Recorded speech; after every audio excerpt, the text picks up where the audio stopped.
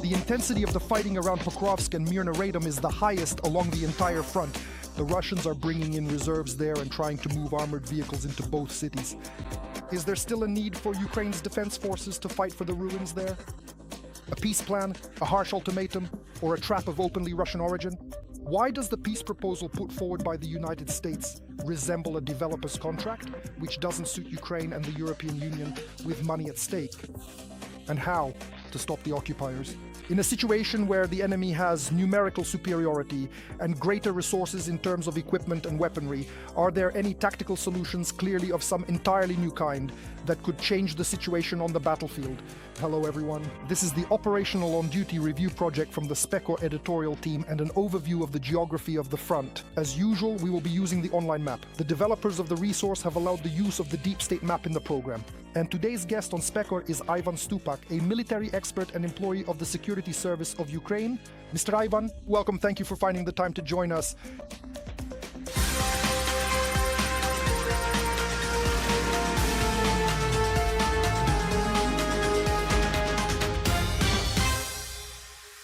The 28-point peace plan, which became public knowledge last week, caused nothing short of a bombshell effect, both in Ukraine, in Europe, and in the United States. In fact, across the ocean, officials there, even Republicans, are already at odds, criticizing this openly capitulatory proposal for Ukraine.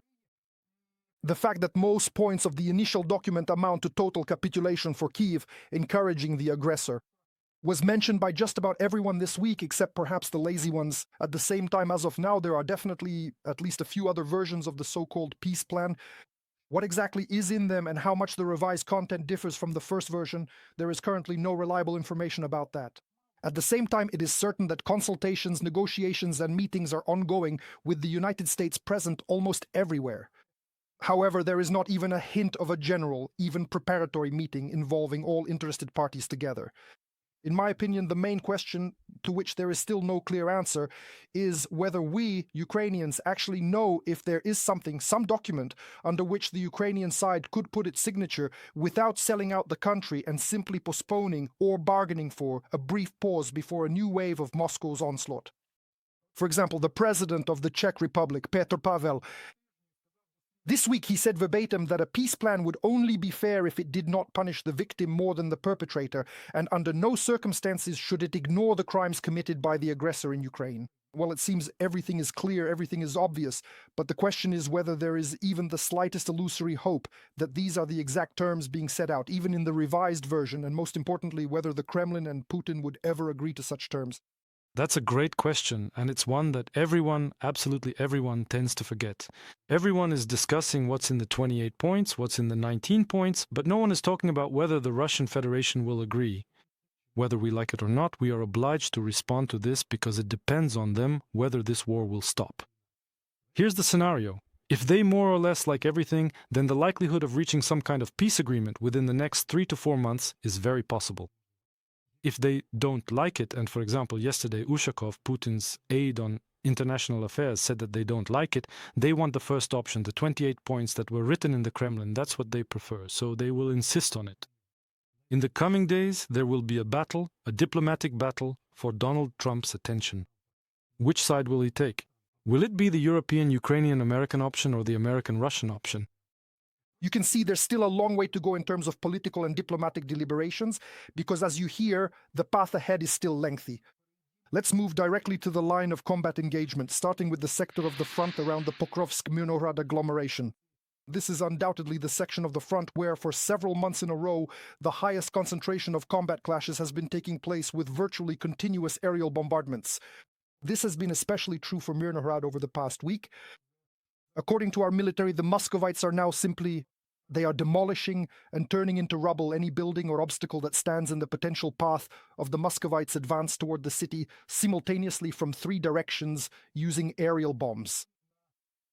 In the northern, eastern, central, and southern parts of the city, the Muscovites are now exerting, so to speak, simultaneous pressure, but only on different sections of the front because the overall situation is very similar everywhere.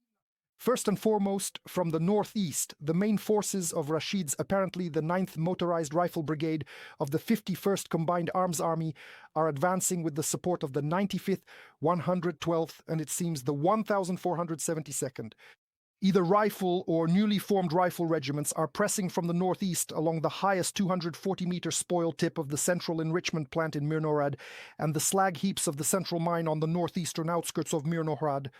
At the same time, it is likely that part of these same forces, directly east of Novoekonomichne, are being pressed by the Russians along the H-32 highway,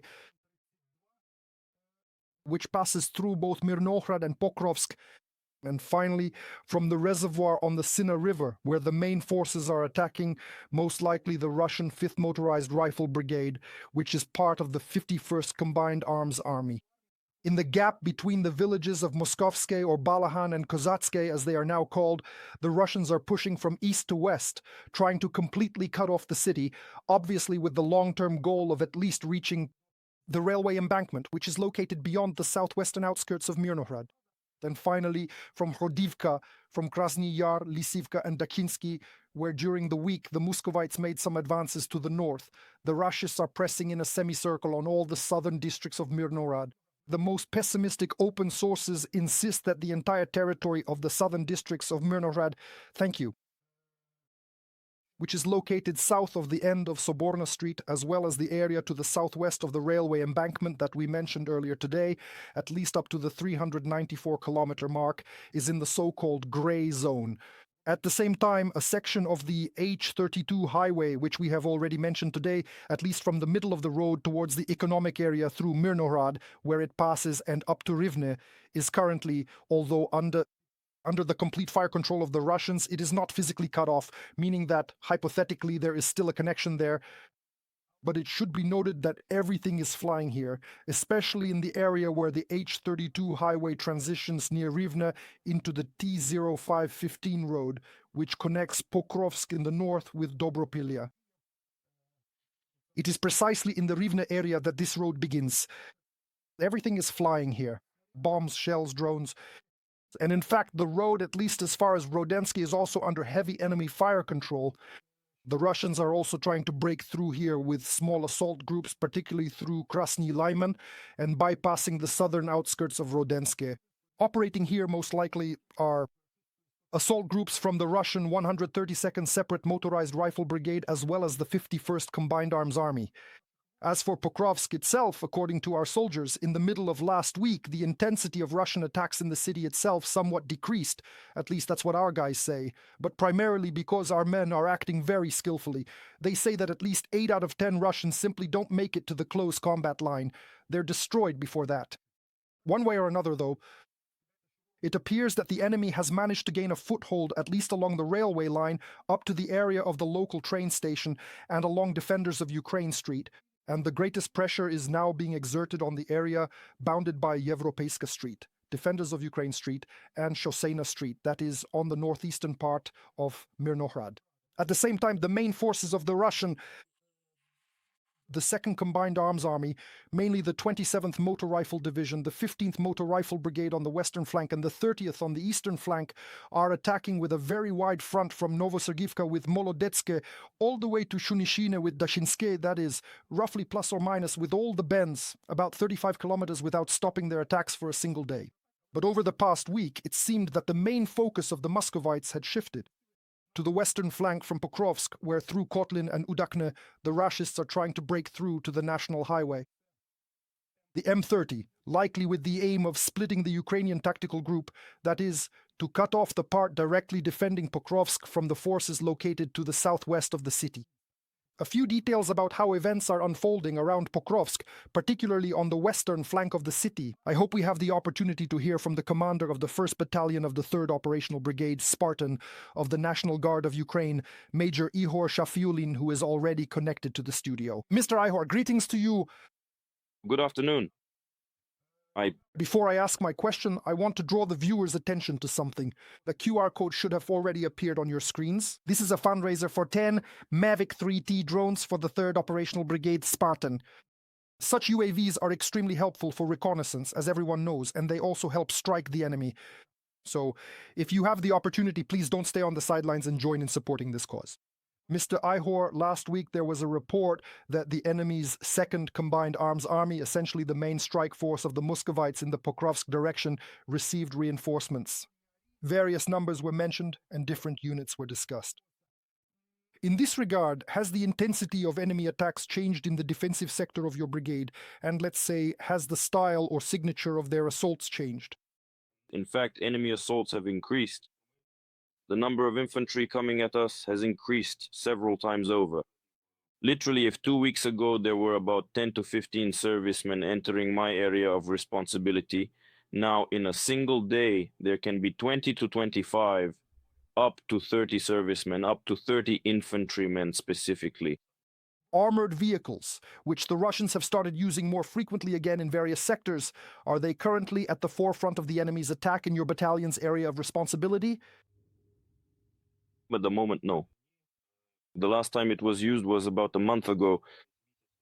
Again, that involved the use of several armored personnel carriers. They were detected and destroyed while still on the approach. There were very heavy fogs all over Donetsk region. Tell me, this situation, obviously it primarily interferes with flying, but overall, considering the entire operational situation, do these fogs play more into the enemy's hands or do they help us? I would say it's 50-50. We reduced the number of our flights, and the visibility that allows us to see anything is limited. Secondly, the number of small arms engagements increases because enemy infantry approaches our positions and our infantrymen engage in firefights. If we take the entire war in your sector as 100%, what percentage would you say is close quarters small arms combat, and what percentage is everything else? Drones, artillery, aviation?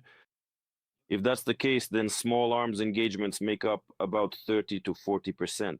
That's specifically small arms combat. The rest are eliminated with the help of UAVs, artillery, or aviation. Thank you. Please take care of yourself and your soldiers.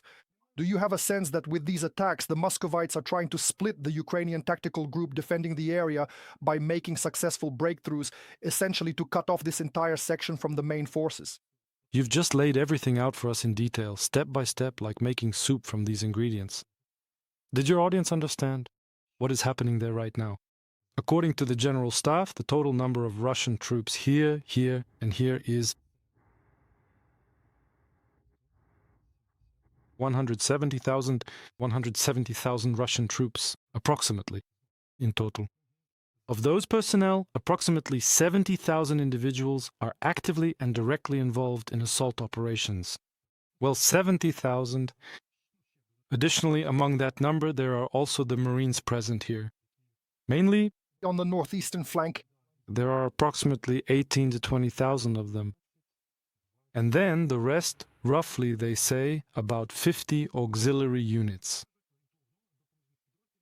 So that's to give you an idea of the disposition. What's here? For a pre-war population of 100,000 in the agglomeration, 170,000 Russian troops have been deployed here. From what I see, the main effort is to close this encirclement. Because they're tightening from the outside, tightening from the inside. We know that in the gray zone, there are no Ukrainian soldiers left, and there's about a 20% chance that there are Russian troops there.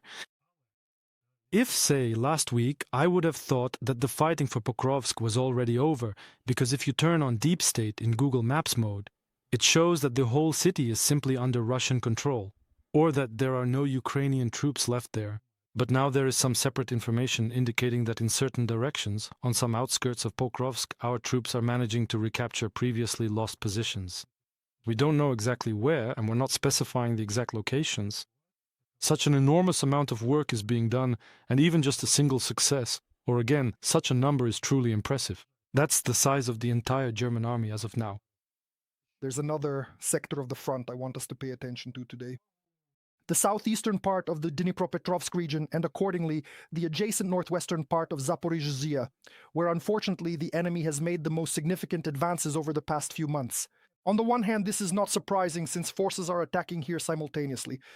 At least 4 Russian combined arms armies, specifically the 35th, 5th, 36th, and 29th, and in the northern part of the sector, the 90th Tank Division has also been deployed, which nominally belongs to the 41st Combined Arms Army.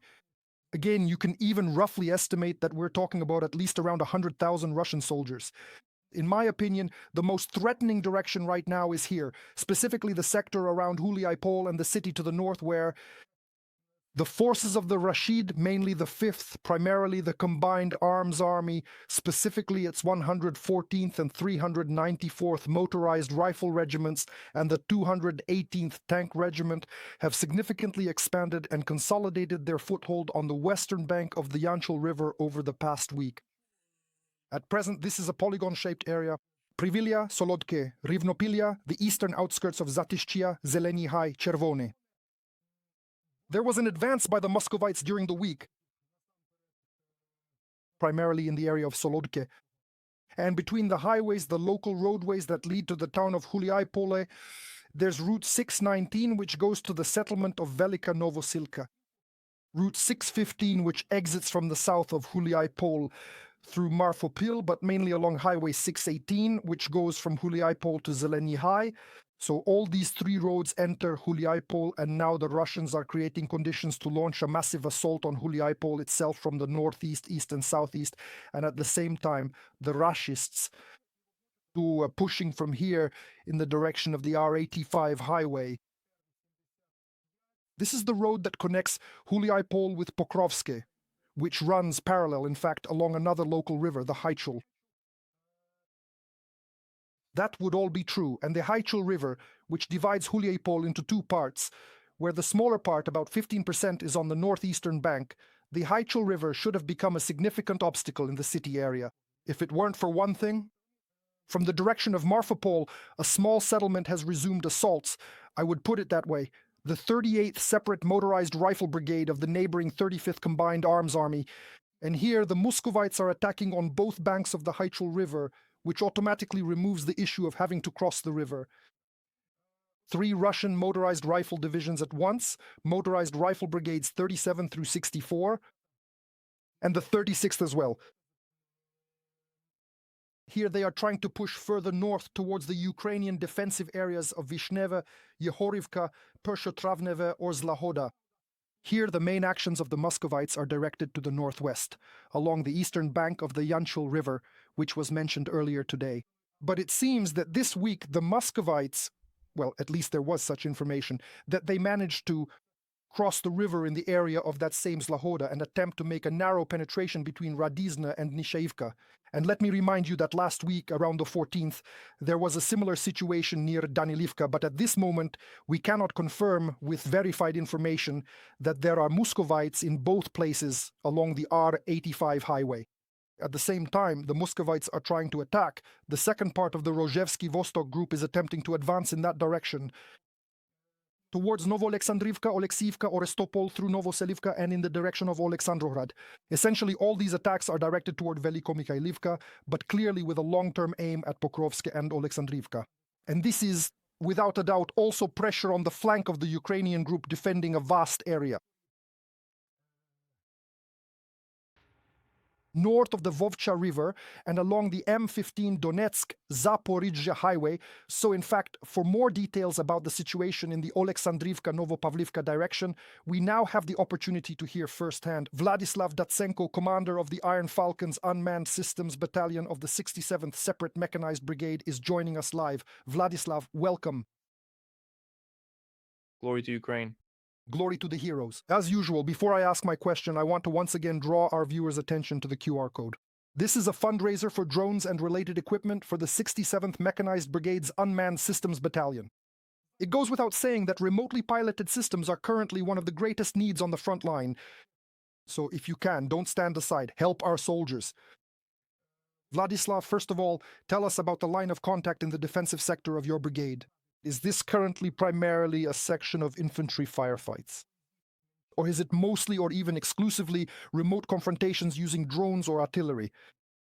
In no case can we underestimate the enemy or deny their progress in terms of technology, tactics, the use of their units, their forces and resources. Therefore, at the moment, the enemy, one could say, not only in the sector near our brigade, but along the entire active front line in Ukraine is now spanning more than 1,000 kilometers, is carrying out comprehensive strikes. That is, the modern doctrine involves delivering missile and bomb strikes, conducting airstrikes, and targeting logistics routes using drones. This includes FPV drones, various types of loitering munitions, and direct assault operations. involving infantry, motorized vehicles, and armored vehicles. Therefore, our sector is not unique in this regard. Any assault operations are preceded by a series of measures: strikes on infrastructure, destruction of our logistical hubs, and after creating the necessary conditions, the enemy begins direct assault actions using their assault units. Vladislav, tell us, since you have a clearer view on the ground, are the enemy's attacks now in this sector, let's call it that, along and around the H-15 highway more about putting pressure towards Pokrovsk, or are they actually trying to close the flank through Novopavlivka northwards to the M30 highway? How would you characterize these actions? Alexander, as you have already mentioned, indeed there are several armies operating in this direction. These are the Skit military group as well as part of the Senta military group. In my opinion, these are two separate lines. The units of the 36th, 29th, and 5th armies are operating directly toward the settlement of Pokrovsk. At the same time, the 90th Tank Division, with its actions in the direction of Novopavlivka, is trying to create conditions that would complicate the defense forces' operations specifically toward the settlement of Pokrovsk. In this way, they are also trying to push the front line toward the settlement of Plovyanka and further along the highway to the settlement of Pavlograd. Taking into account how events are actually unfolding along the line of contact, considering the forces and resources the enemy is deploying there, as well as those held in reserve, and what we have, in fact, what potential we possess ourselves. Tell me, how do we stop the enemy? I'm not talking about the motivational aspect, but purely about the tactical and, strategic perspectives on this situation. I can say unequivocally that I am the commander of a battalion of unmanned systems. Accordingly, I can analyze this situation based on my own experience and the forces and resources I can count on. The methods of action that I can directly employ on the battlefield.